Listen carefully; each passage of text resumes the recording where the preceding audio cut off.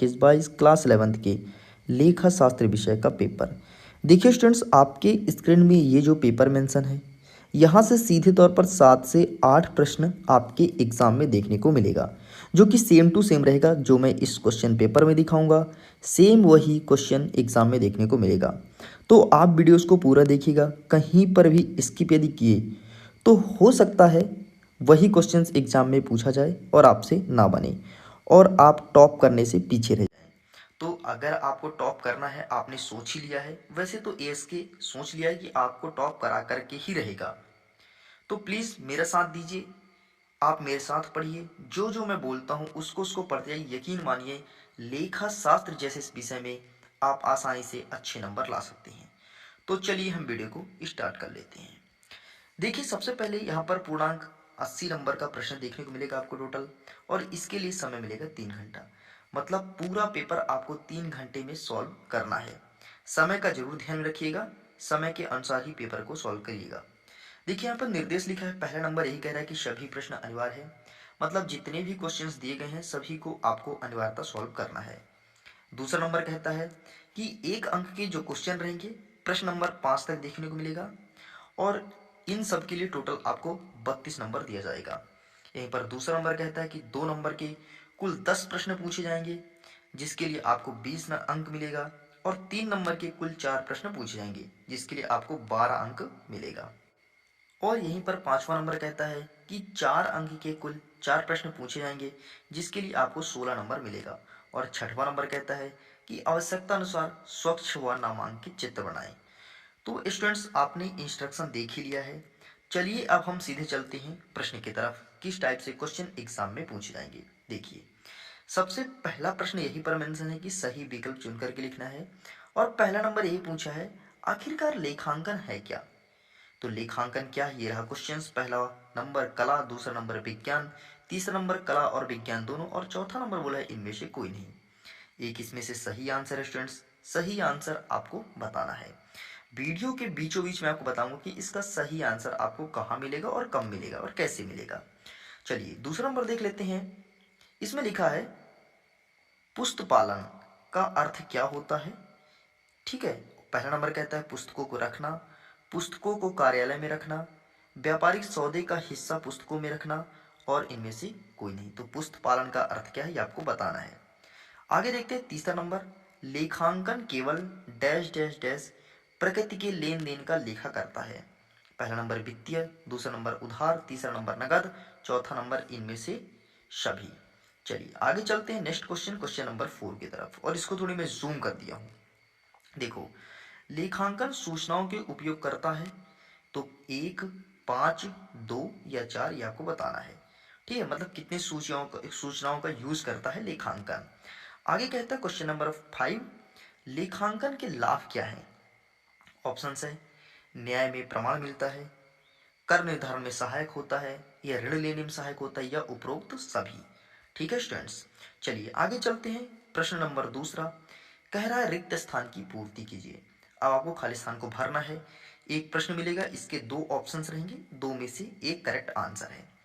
पहला नंबर कहता है, बही खाता सभी डैश डैश डैश व्यवहारों का विधिवत लेखा है।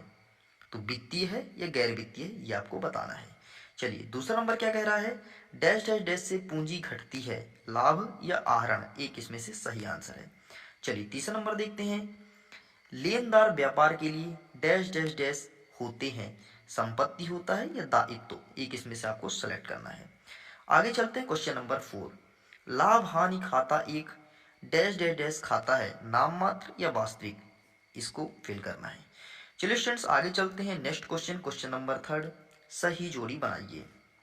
इसमें आ नंबर बोला है, देख लीजिए आ नंबर में पूरे क्वेश्चंस मेंशन है, ऐसा आप कह सकते हैं, और बा नंबर में पूरे आंसर्स हैं। सही आंसर क्या है ये आपको मैच करना है। तो प्लीज स्टूडेंट्स इनका स्क्रीनशॉट ले लीजिए और आंसर अपने स्तर पर रेडी कीजिएगा। वैसे जब मैं इसका आंसर की अपलोड करूंगा तो उसमें सही आंसर क्या है ये डिस्कस कर दूंगा, तो आप मैच कर लीजिएगा। चलिए आगे चलते हैं नेक्स्ट क्वेश्चन, क्वेश्चन नंबर 4 की तरफ। हमारा क्वेश्चन नंबर चौथा कहता है, सत्य और असत्य लिखिए, ट्रू फॉल्स का चयन करना है। पहला नंबर बोलता है, उंचत खाता एक अस्थायी खाता है। दूसरा नंबर कहता है, लेखांकन प्रमाप मौखिक विवरण होते हैं। यहीं पर तीसरा नंबर कहता है नगद पत्रक मूल प्रलेख है। और चौथा नंबर बोला है हिसाब की अशुद्धियां तलपट को प्रभावित करती है। और यहीं पर पांचवा नंबर बोला है उपार्जित आय व्यापार का दायित्व है। तो आपको बताना है स्टूडेंट्स कौन सा इसमें से सही है और कौन सा गलत है। तो इसका एक साथ स्क्रीनशॉट ले लीजिए। लेकिन एक चीज और, अगर आपको इसका पीडीएफ चाहिए तो पीडीएफ मैं टेलीग्राम में दे दूंगा। वीडियो के डिस्क्रिप्शन बॉक्स में टेलीग्राम का लिंक दिया गया है। इसके अलावा आपके मन में कोई भी क्वेरीज हो या मुझसे कुछ पूछना हो तो आप इंस्टाग्राम में पूछ सकते हैं, उसका भी लिंक वीडियो के डिस्क्रिप्शन बॉक्स में दे दिया गया है। और क्लास बाय क्लास ना मैं प्ले लिस्ट बना दिया हूँ। प्ले लिस्ट में जाकर के आप अपनी क्लास का क्वेश्चन पेपर और उसका सोल्यूशन फाइंड कर सकते हैं। आगे चलते हैं क्वेश्चन नंबर 5। एक शब्द या वाक्य में उत्तर दीजिए। पहला नंबर कहता है रोकड़ वही कौन सा शेष बताती है। ठीक है। यहीं पर दूसरा नंबर कहता है तलपट बनाने का मुख्य उद्देश्य क्या है। और तीसरा नंबर पूछा है एक हरा लेखा पद्धति में कौन से खाते रखे जाते हैं। और यहीं पर चौथा नंबर कहता है उधार क्रय का पता लगाने के लिए कौन सा खाता बनाया जाता है। और यहीं पर पांचवा नंबर कहता है आय जो अर्जित कर ली गई किंतु, और ये क्वेश्चन थोड़ी कटा हुआ है स्टूडेंट्स, तो इसको ना आप छोड़ दीजिए। ठीक है।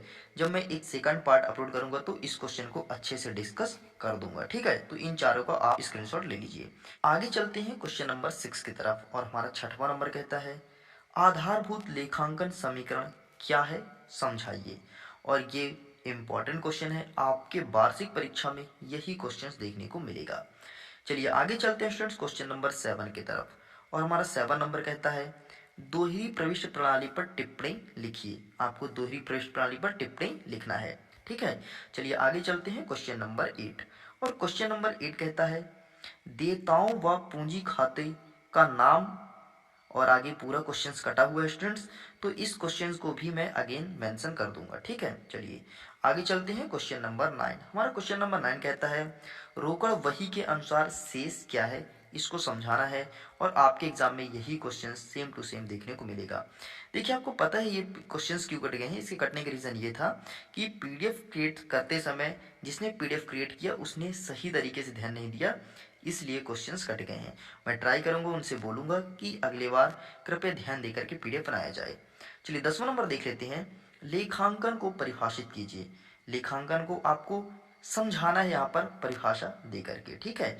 चलिए आगे चलते हैं क्वेश्चन नंबर 11। कुल आगम एवं औसत आगम का वर्णन कीजिए। आपको कुल आगम और औसत आगम दोनों को समझाना है और विस्तार से। ठीक है। आगे स्क्रॉल करते हैं, देखते हैं क्वेश्चन नंबर 12 द्विअंकन प्रणाली पर व्याख्या कीजिए, ये पूछा गया है। ठीक है। चलिए आगे चलते हैं स्टूडेंट्स क्वेश्चन नंबर 13। हमारा क्वेश्चन नंबर 13 कहता है रोकड़ वही की विशेषताएं लिखिए, आपको इसके बारे में बताना है। चलिए स्क्रॉल करते हैं और देखते हैं क्वेश्चन नंबर 14 व्यापारिक छूट व नगद छूट में अंतर। ठीक है।